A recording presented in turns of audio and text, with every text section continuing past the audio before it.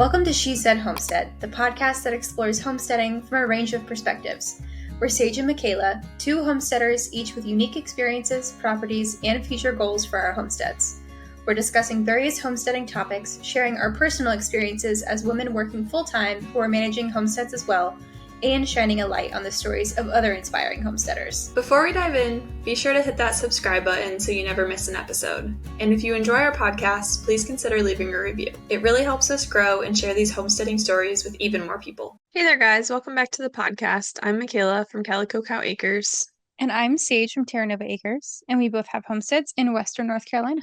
Today we're going to be talking about gardens in a little bit of a different manner than we usually do. We're going to be talking about the idea of victory gardens and not just a historical context kind, but how growing food can be a form of resistance. But before we get into that probably pretty juicy topic, what did you get up to this week, Sage? Honestly, I haven't been doing a whole lot of homesteading stuff. It's definitely the time of year that I, in quotation marks, should be starting more seeds and stuff like that, but still don't have the greenhouse set up, and I kind of just want to get my life a little bit together before I introduce the chaos of all of these plants, because once you start the seeds, they grow real fast. So really my focus has been on getting the house organized enough for me to be a functional person living in it, which would be nice because it has not been the case. And just other random stuff has come up, like I gotta redo some plumbing. I had a contractor come out and look at my stuff, and he was like, "Yeah, this is shot. You have to replace it." And I'm like, "Great." Which it's an older house. I knew that was coming, but thought that I could, just continue to fly under the radar with that and not spend the money on it. But it's coming, so the snowball of redoing the house has probably started rolling. Because once I touch one thing, it really is going to snowball into eventually redoing everything. So we'll see how that goes. They're supposed to come back next week and rip some stuff out and replace things. But it'll be nice to have a bathroom sink that drains and to be able to do laundry and not have it drain into a bucket, because that's how I've been doing laundry so far. Just having it drain into 5-gallon buckets and then throw it out the front door. It's been real fun around here. Other than that, I almost killed my tomato and pepper plants because I forgot to water them, and they're still in their tiny little beginner soil blocks, which don't have a lot of forgiveness with the moisture and taxes. Yeah. So overall, like 2 out of 10 week. Wouldn't voluntarily repeat it, but yeah, it's just life right now. At least you'll get some like drywalling practice potentially for if you ever redo more walls in your house. Yeah, I kind of feel compelled to keep the wood paneling at this point, which I don't know, maybe I'll take that back later, but it really has grown on me. I do enjoy it now. Taxes. Taxes were on my list this week too, and that's why we're recording late, because taxes take me hours to do because I avoid touching them until the last day that I possibly can, and I have to go through like all of my purchases for the entire year and make sure that I'm counting them as like business expenses and whatnot. Really should be more on top of that, but someday. Yeah, okay. Me and you, we'll get on top of that at the same time. I also almost killed all of my seedlings today, not for lack of watering. I think the fact that I just drenched them last night saved them. But Taylor had today off for Good Friday, I think, and he did the bird chores this morning, and I always open the greenhouse when I do bird chores, and so like it just didn't even cross my mind, and he didn't think about it either. I didn't ask him to do it. And so it was like 1:30 p.m. and I was like, "Did you look at the greenhouse?" And it's like 80 something degrees today. And I walked out there and the thermometer out there was like 127 and they were fine. Thankfully, they were a little toasty. Some of them had some curled up leaves, just a few, like 3 or 4 of them. The rest of them were good. Thankfully, I was like, oh no, I've promised seedlings. So many people. And I'm about to have to go. We literally had just gotten home from the nursery getting some like flower plants or flowers and whatnot for our front raised beds. And I was like, I'm gonna have to go back to the nursery and get all of their tomatoes. They were fine. We're good. I had a scare. I was panicked the entire 5-minute drive home. That's the thing though, when you're growing your own food, like that's really how quickly all of that can go south because how much money and time is that in that greenhouse? And it takes a day of forgetting to do one simple thing for all of that to go Hmm. down the drain. Oof, Yeah, it's scary stuff. crazy. And that's kind of how it's gone the last couple of years. It's like, well, I forget to water them for a week because I get too busy, which is not like a little thing. That's a problem that I could just like easily remedy by writing it down. Like the last few years, I'm like, I did something that killed them all and then I had to go buy some. And this year, I'm like determined to get them to be planted. And you know what? I am planting them on Sunday. And so that would have been really convenient that I made it till a day before I need to plant them and then killed them all. So close. Can you imagine? Oh my gosh. I can. That is 1,000% something I would do. Yeah. You know what? It's probably going to happen at some point. Like for me at least. I don't know, but I'm not going to wish that on you, but I wouldn't be Thank you. surprised if I did that at some point. All right. Other than almost killing your plants, what else did you do this week? I think we had our last frost this week. Fingers crossed. It's probably going to snow tomorrow now that I said that, but it's supposed to be like 83 again. So I'm thinking we're past it. Our nights might dip back down into the 40s for a few nights, but like high 40s it looks like. The rest of the time it looks like it's gonna be in the 50s and 60s at night. I think we're good to go. I'm gonna plant my tomatoes. I spent this entire evening prepping the tomato beds, like pulling out weeds. I had some of the cover crop that I kind of needed to like re-chop down and like pick around it for the like actual weeds. Um, it's Bermuda grass that comes through. That's why the cover crop didn't really stop it. I had to water the garden for the first time this week because it's been hot and dry for the last week or two again. I've spent a few nights this week filling up our raised beds out front. I got them set up a couple weeks ago and I finally got them filled and I've been popping little starts from the nursery and from my own greenhouse in there. I finished doing that with like what I've got for tonight. And it's so colorful and it's really cool to see like have that as part of our front porch. I can see flowers instead of just the expanse of my driveway. And we have guests coming in a couple weeks and we have a few guests coming throughout May. So I've been trying to do like cleanup mode and make things look nicer outside. So I started raking the like whole upper circle because that needs to get done anyway. And it's just like the big trees up there that drop sticks like crazy, like full branches they drop. And I have been cleaning that up. I've got like 13, I think it's like 13 leaf piles up there that are like 3 wagon loads worth of our like big like our each. Like there's so many leaves up there and I'm only halfway done. So the grass can actually grow up there. We've been working on doing our low tunnels finally. I would have loved to have that done for brassica season. It's a little we're kind of on the tail end of that, but I actually have a bunch planted out there that are doing okay. Mostly the broccoli and cabbage. Kind of surprising though. Like they seem happy for now. They all have little broccolis on them. They're starting to like have little heads of cabbage and I've been picking asparagus, which is really cool. I was excited about that and it's really cool to eat our own homegrown asparagus. I have been potting up seedlings like crazy because I had a bunch that needed to be like separated out in their cups. I've been giving away seedlings like crazy. I've still been dealing with bumblefoot with multiple ducks now, and it's very frustrating. I had a not fun experience the day after we recorded last week, and we had to like slice Edith's foot open, and I literally like had a breakdown after that. I was like crying and felt horrible because we didn't actually need to do that. And now I think we have another one that we do actually need to do that. And I was like, I never want to do this again. So homesteading is fun. You really never know what you're gonna get yourself into, truly. You never know what we're gonna get on here and yap about at the beginning of these episodes, that's for sure. Also, I can't believe that I forgot about this, but I did do a big homestead thing this week, which was picking up 2 bee packages and getting those installed in my hives, which I don't know how I forgot that, but that was like my entire day Saturday. So that feels good. And the queens are out and they're doing their thing. They're already laying eggs. So already, like, it hasn't even been a week and it's infinitely smoother than last year. So I have high hopes. That's good to hear. I hope that they stick this time. Me too.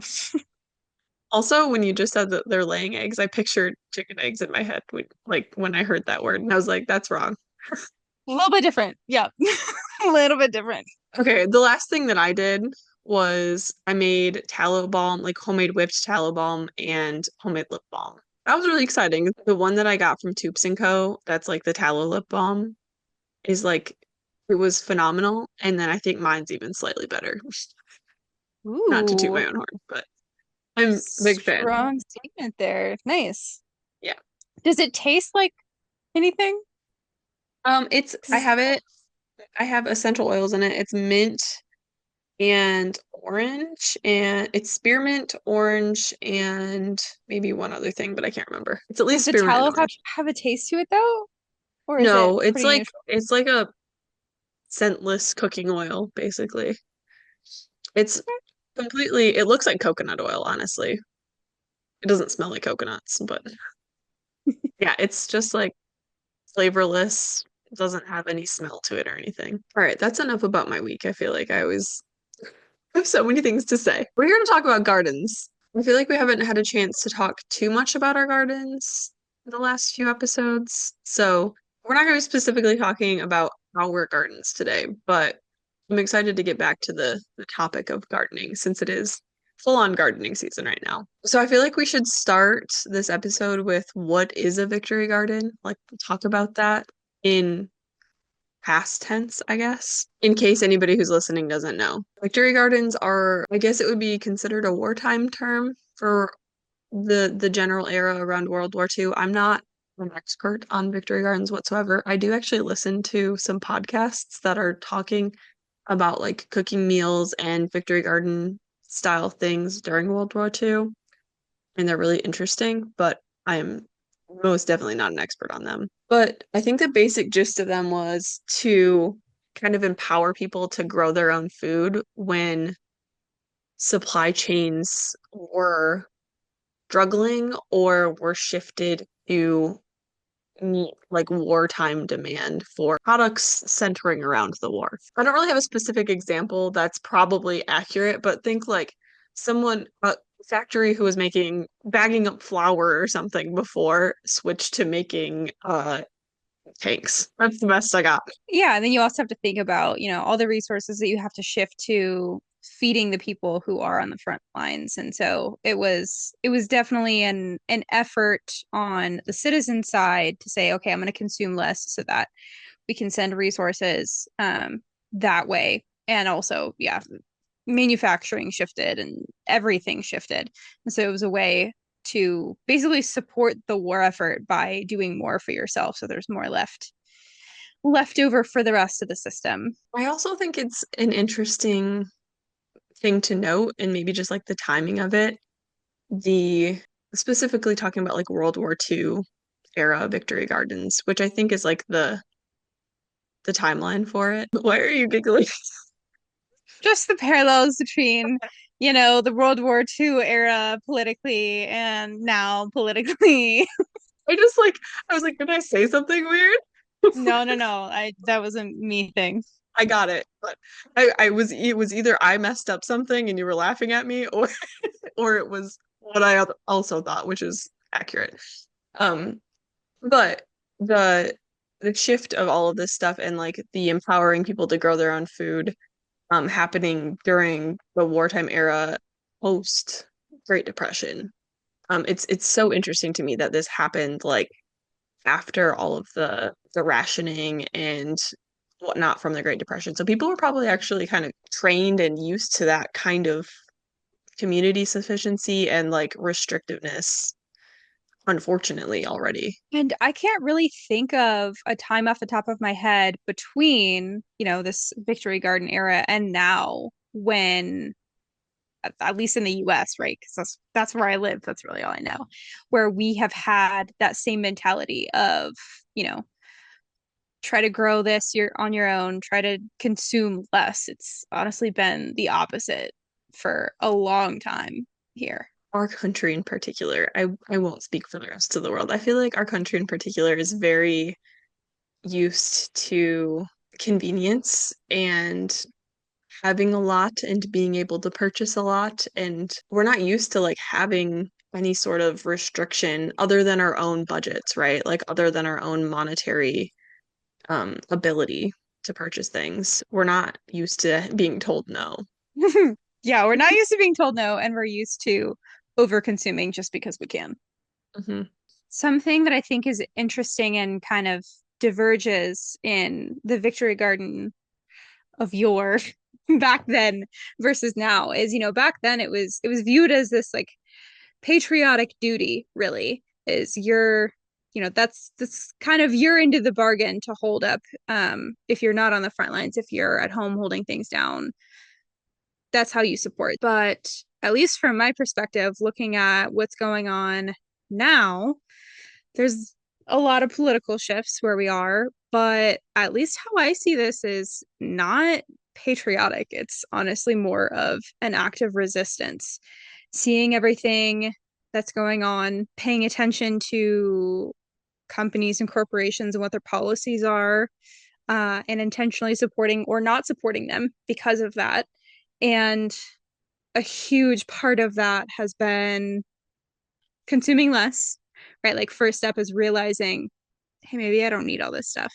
And then trying to figure out what's realistic, because none of us can do everything ourselves, but what's realistic to be able to do myself so that I don't have to buy it from a company with really shitty employment policies. It's so interesting to me to think about it in today's context because I still view like growing your own food and sharing that food with your community or like being in touch with your community. We've talked about this in previous episodes as like one of the most patriotic things you could do is like supporting the people who are literally your neighbors as like part of your country when our country is being treated like a corporation and it's like buy this, buy that. It has to be about the money. And so it also it's so weird because it feels patriotic, but it also feels completely the opposite of patriotic. There's like a huge dichotomy there, I feel like.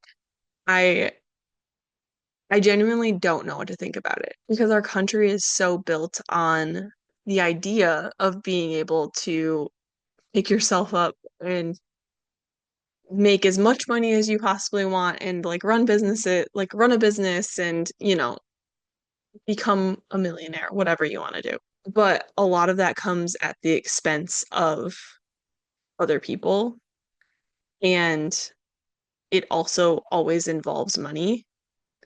And I feel like this whole Victory Garden, Resistance Garden, like taking the money out of that. Like that's what this is.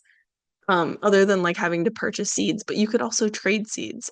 So I don't really know where I'm going with this right now, but it's such an interesting thing to think about because there are so many ways to look at that as far as like patriotism goes. Yeah, certainly there's an aspect of retreating from the form of community, which I wouldn't even call our nation a community, but retreating from the community that's sort of, we're viewing as now dysfunctional and figuring out how to build your own, divesting from one and investing in another. I feel like it's important to point out the difference in the resistance garden and growing your own food and being in community with people who are growing their own food. It's important to see that and note that is different from the people who are doing this as like isolationist situations where like they're gonna be completely self-sufficient. This is part of the reason that I have an issue with self-sufficiency. The Victory Garden is about doing this for your community and taking part in it and contributing. So when you sit down and think about the reasons that really motivate you, less in like, vague general terms, but more specific than that. What are the things that you look at in terms of the existing systems that you disagree with or that you don't want to participate in? What are the things that make you want to do it yourself instead? That's a good question. I think initially, kind of getting into this, it was really about like my mental health and trying to like have an outlet, but really getting more into it, it started being about, okay, connecting these dots of I don't want to support large scale like industrial agriculture because at that time when I got into it, I was vegetarian and I obviously still very much care about animals and I want them to have the best life they possibly can, even if they are meant to be food. I've always been the black sheep of my family in the form of I care about the environment. And I've always been like the don't use that straw kind of person to the dismay of my family members. They hate that about me. Um, it's been a thing my entire life.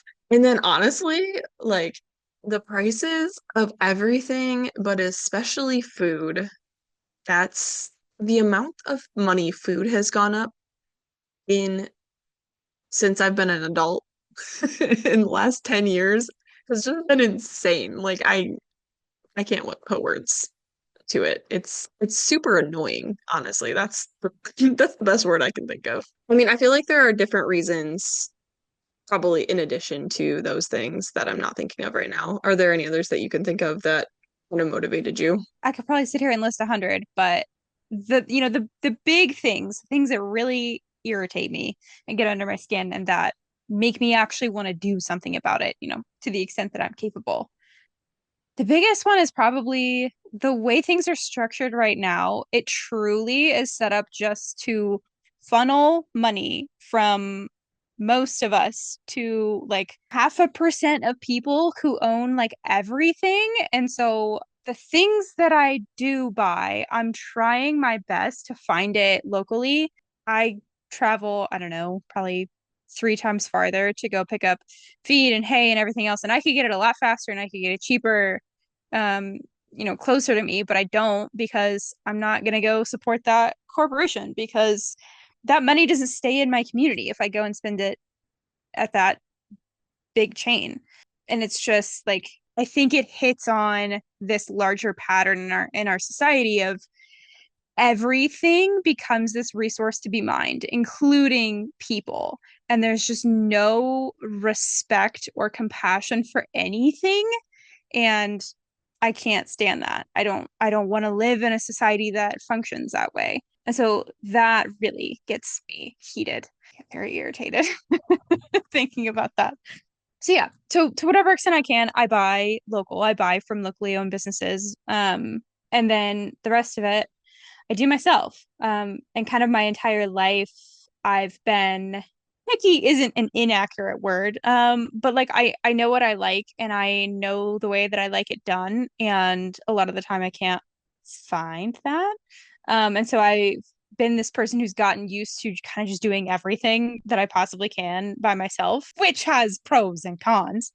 But it's really cool to come up against something like that. And instead of saying, oh, well, I can't do anything about that.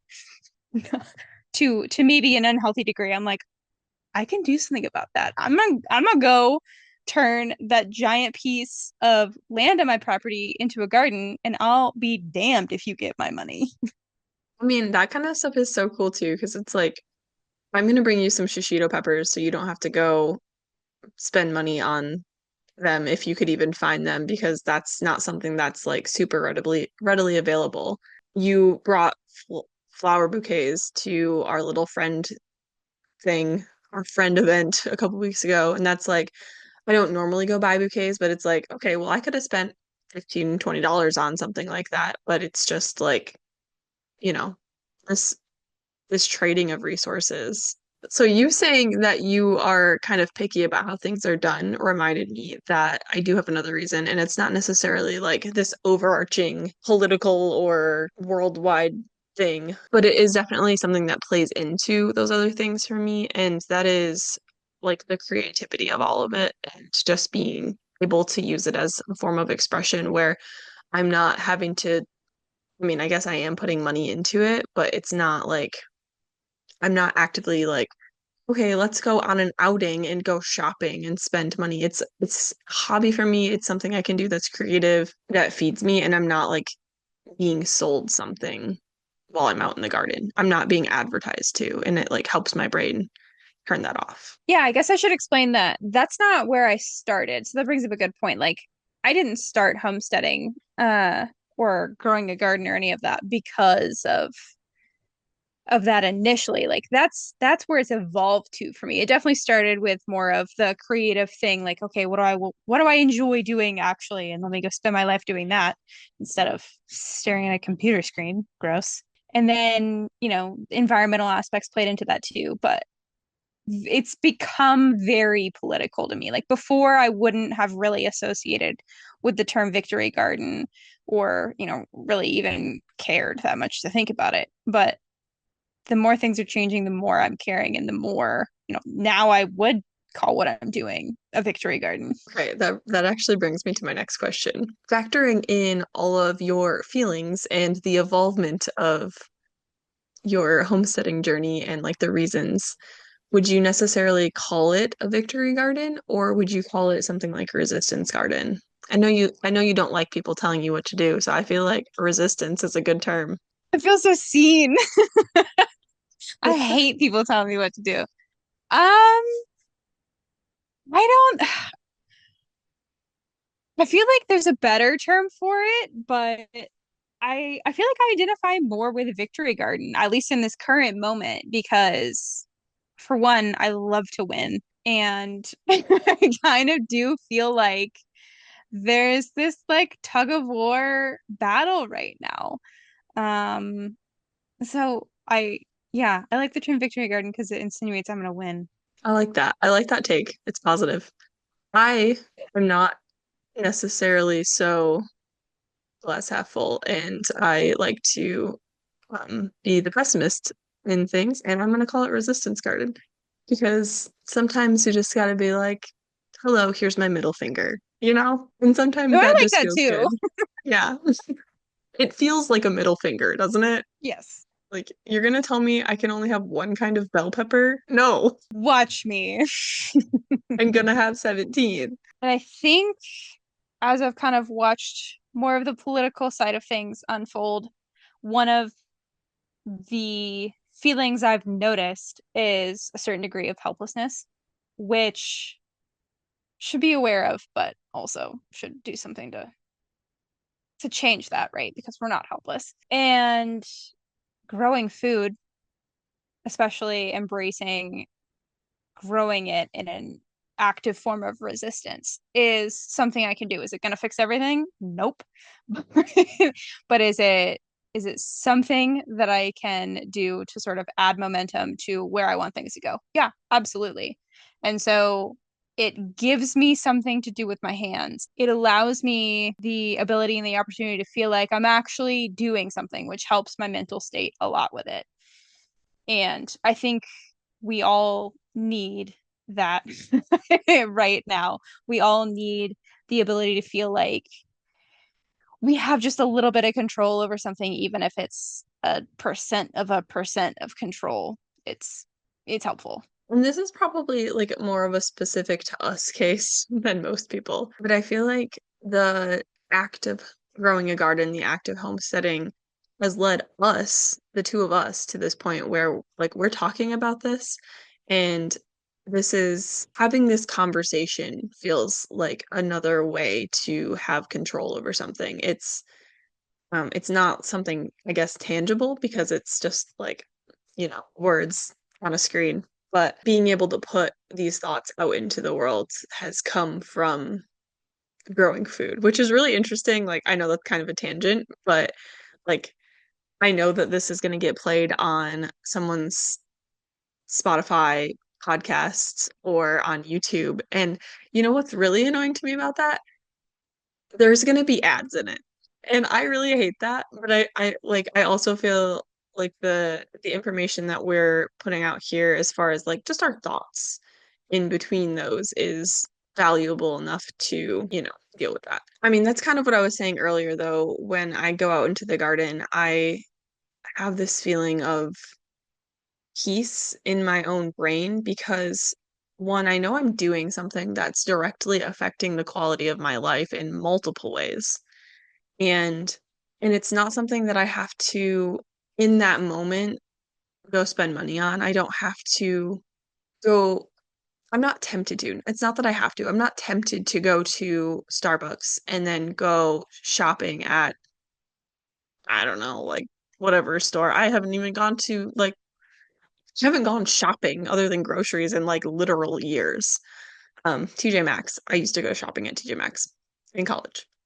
Like I'm not tempted to go get coffee and then go shopping and spend a bunch of money on stuff that's cool and cute and smells good, but I don't really need it. And then go out to spend a bunch of money on a meal and then come home and not feel that like dopamine hit anymore. So it's a different level of it's a different style of that same feeling where it actually brings me peace. And it's not a subscription service in this subscription service based world.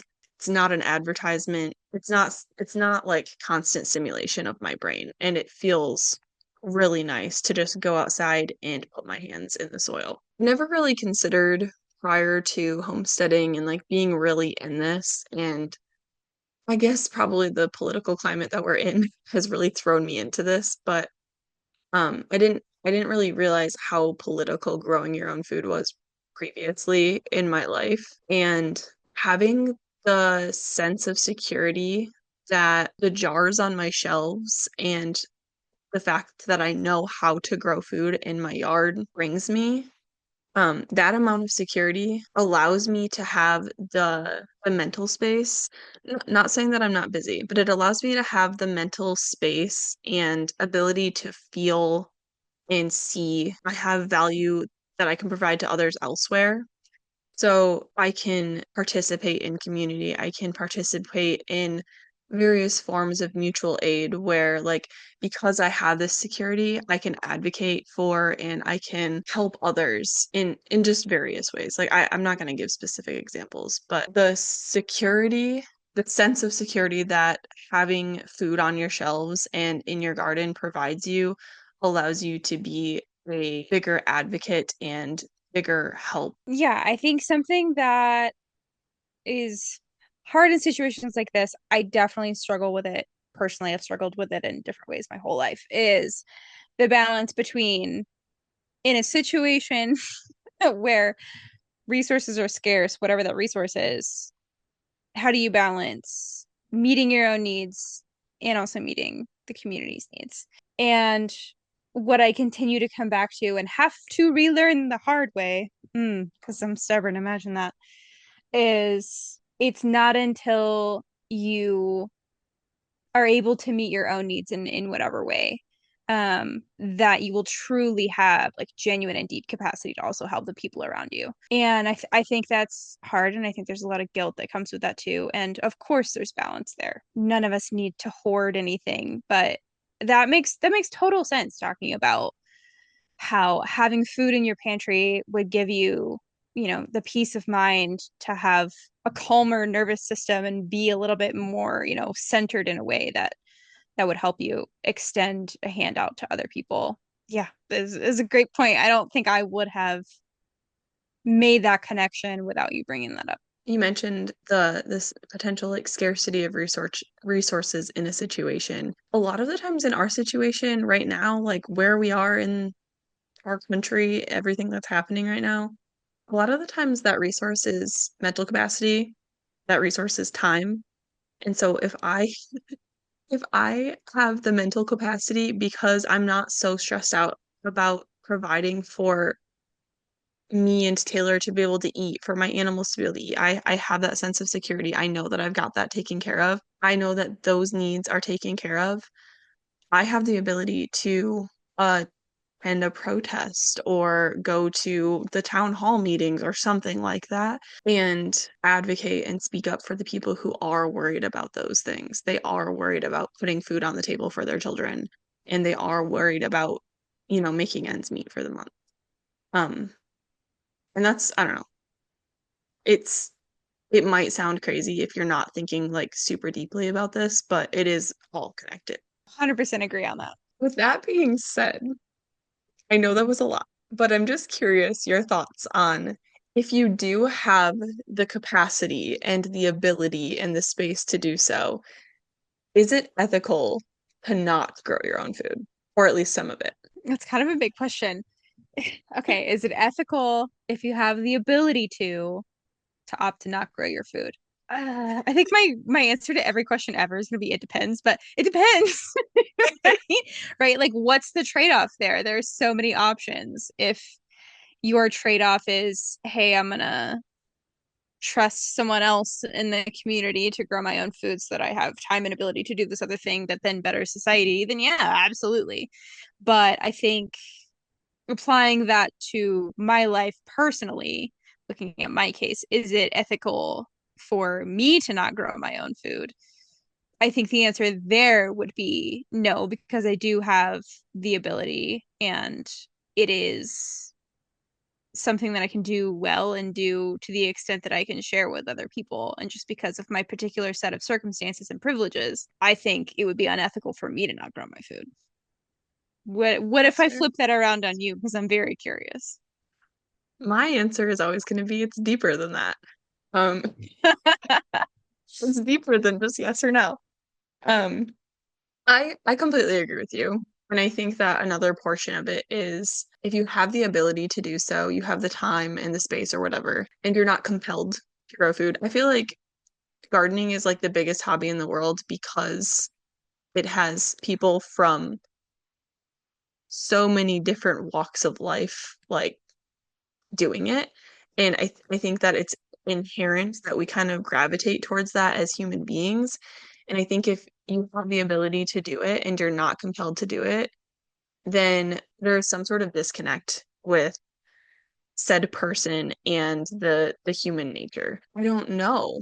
I don't know. I think you should if you have the ability to do so, but I also understand that our world caters to so much disconnectedness from nature that it makes sense that some people just have no interest. And especially when you talk about something like growing your own food, there are a ton of people out there who would love to do that, but who just don't have the privilege and the access to be able to do so, right? I mean, we've been in apartments before and just not been in a place in our lives where we could do what we're doing now. We're all dealt slightly different cards, and hopefully, ideally, we can figure out how to work together and share those. So let's talk about some ways that people can expand their access to those sorts of things. I don't necessarily think it's a question of like how do the people who lack the resources and lack the access or ability, how do they get themselves more access? How do they get themselves included?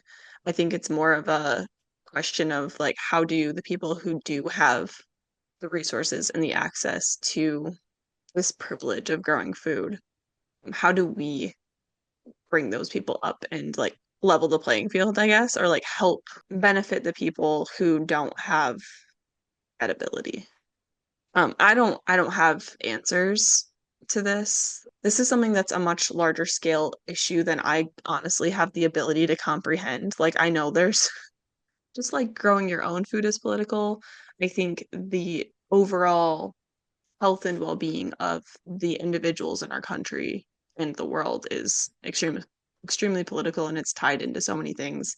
And we're not going to be able to give you guys a one and done, like this is the way to do it answer because we're obviously not experts on this. Like we just know how to grow some tomatoes and some cucumbers and stuff. Like I know how to put a seed in the ground and harvest the fruit from it and make it into a pickle. So yeah, I don't know that I have an answer on how to do that. I think the answer to that is for us as individuals growing food who have the access and ability to do so to be thinking about that and have it on our minds. Not just once, not just right now while you're listening to this podcast, but like consistently while you're working in your garden. Think, how can I contribute to my community, like literally local community? How can I give these seedlings that I have way too many of to my neighbor and benefit them so they don't have to go, to the big box store and spend money.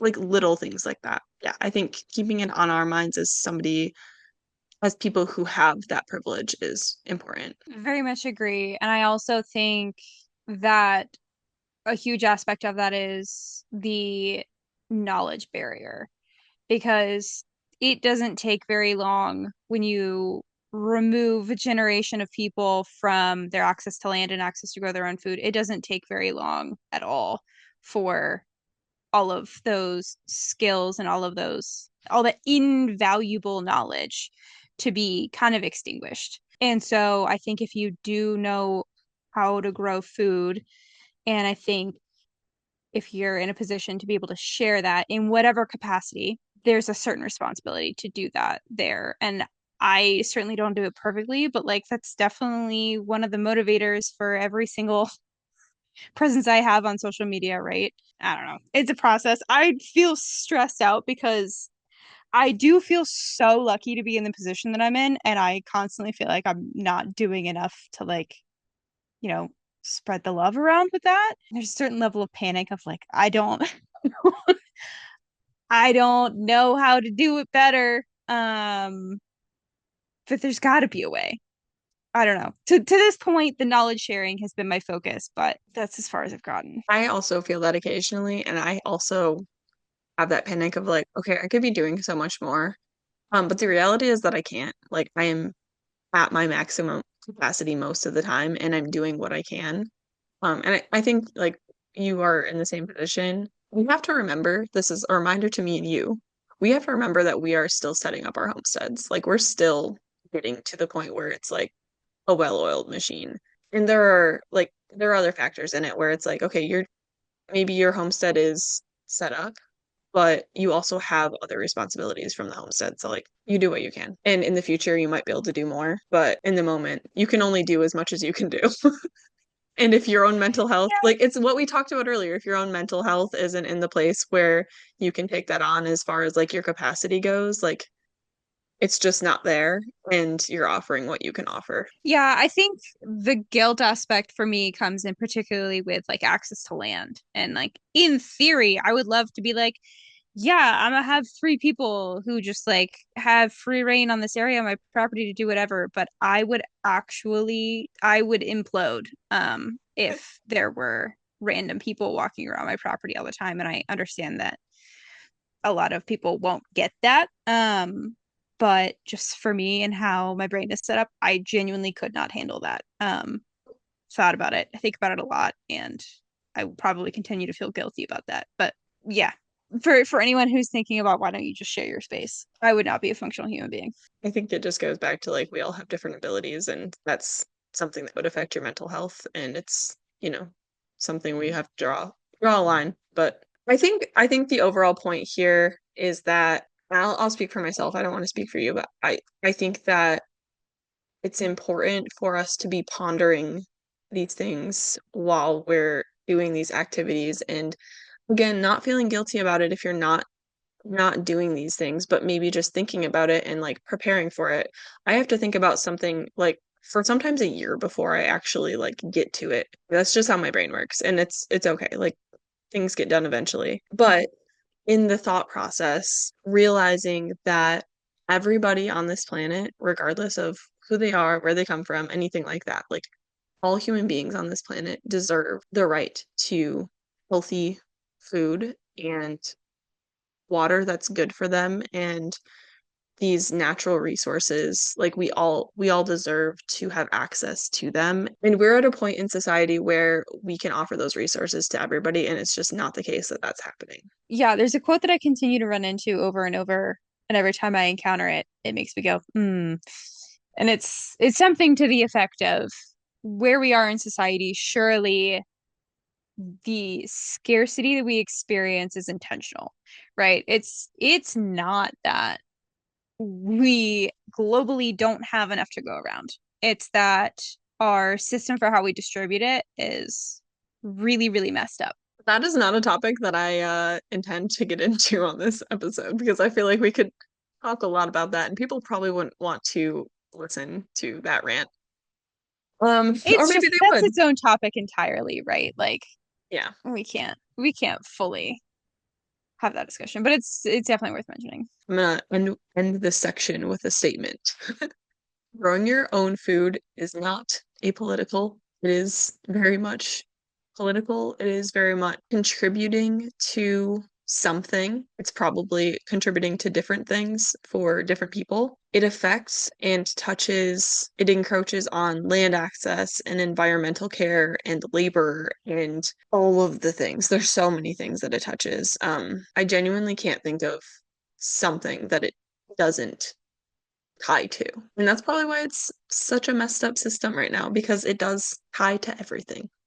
And I'm gonna stop there. Okay, we've kind of talked about the circumstances around victory gardening, but haven't really talked about if you want to actually start a victory garden for whatever your reasons may be, how do you approach that? And I think at least what I would recommend is, especially if you're new to gardening, just start small. Even if all you can manage is a few pots, even if all you can manage is some plants on a windowsill, even if all you can manage is to scrounge a plot at some community garden or corner tucked away, all of that still counts. And an important aspect of it that if you are doing this for the first time or if you're doing this for the 100th time, that you need to remember is it's not about being perfect, talking to myself. It's also not about being completely self-reliant. It's not about growing 100% of your own food.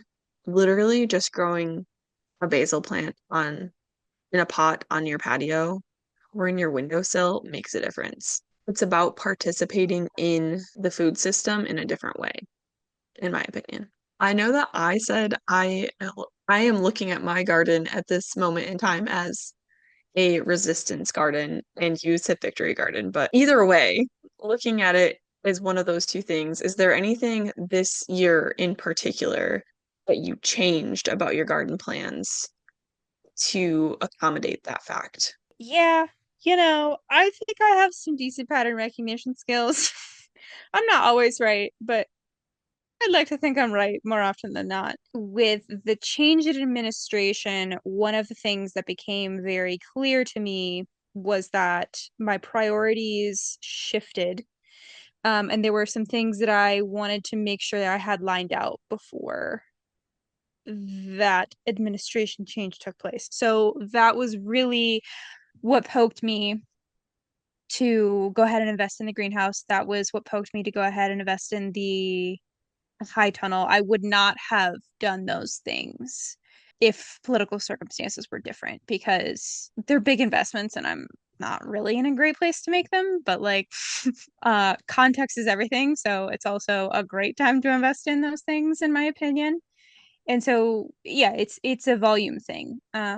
Not just for myself, I'm not trying to fortify my little 3 acres and be like, all right, I'm going to become this totally self-sufficient. I'm going to cut myself off from everybody, right? I want to be in the position. I hope I'm never in this position, but if I need to be, I hope that I am well poised to take care of myself and to take care of the people around me, in the way of food. And I think we've touched on that before, but that that was huge for me. So yeah, bigger production for sure. Setting myself up to be able to really produce food if slash hopefully never, but when that need arises. I think part of that was probably from the experience of going through the hurricane too. I don't feel like it was 100% the political shift. I would say it was like 10% hurricane, 90% political shift for me personally. I think having the experience of the storm and not being able to leave and no grocery stores slash the only food you could get is with cash certainly gave me a reality check of what the potential ways things could play out would actually look like, right? Like it's not in theory, it's in my face. I'm living it right now. And thankfully that only lasted a couple weeks for me, but there are a lot different scenarios that are within the realm of possibility as well. At least you know how to do your laundry by hand. That was a thought that I've had this week as I was hauling full 5-gallon buckets of soapy water. I was like, you know what? I'm actually really grateful that my washing machine itself really works, because I have done my laundry in my front yard, including my underwear, and hung it to dry for everybody to see. I don't know that I've scaled up my production in terms of like what I actually plan to plant in my garden this year. Going forward, I kind of have more plans to expand the garden in different ways for different crops. But I'm still at the point where I'm trying to actually get some things to be successful, so I don't want to like overwhelm myself this year. And this is what I was saying earlier, where I'll have an idea and it's in my head, I'm thinking about it and it's lingering for like literally a year or more, and I'm going to act on it, but it just like takes some time. This is one of those things. I would say that I reacted to the political shift in different ways as far as like physically preparing for stuff. But I think as far as the garden goes this year, I definitely leaned into I'm going to start more seeds. I'm going to do them well. I got the greenhouse. That made a huge difference and in like my ability to do that well. And I like went into it intentionally knowing that I'm going to give a bunch of these plants away to neighbors, friends, local people who come to get eggs. I'm going to do it in a way that's like take as much as you want because it makes me feel good to pass these on to you and pass this love of gardening on to you. And not acting out of a feeling of like scarcity because I know that I can grow these plants. I know I can do it well, especially with my greenhouse. And I know that it's going to benefit other people, whether it grows them peppers or it plants a seedling of growing their own food in their mind. I like that. And as I sit here and kind of marinate on the question, I keep I keep thinking more ways to answer that. And as you were talking and as you were making those points, it made me realize like it's not even necessarily just right like the physical garden. It's the metaphorical extension beyond that. And I've in the last handful of months become so much more inclined to just give stuff away like you were talking about. I mean I used to sell eggs. There's a lot of reasons I don't do that anymore, but I'm happy to give eggs away, right? Like it's not that I stopped selling eggs so that I could be king of the freaking egg pile and have more eggs than everybody else. Like that doesn't do me any good. I stopped selling eggs and I started giving eggs away. I don't even second guess now when I'm starting my seeds, like, oh no, am I starting too many? Because I always know that I can give them away for free. And in previous years, I've tried to do a plant sale, and this year I'm not doing that.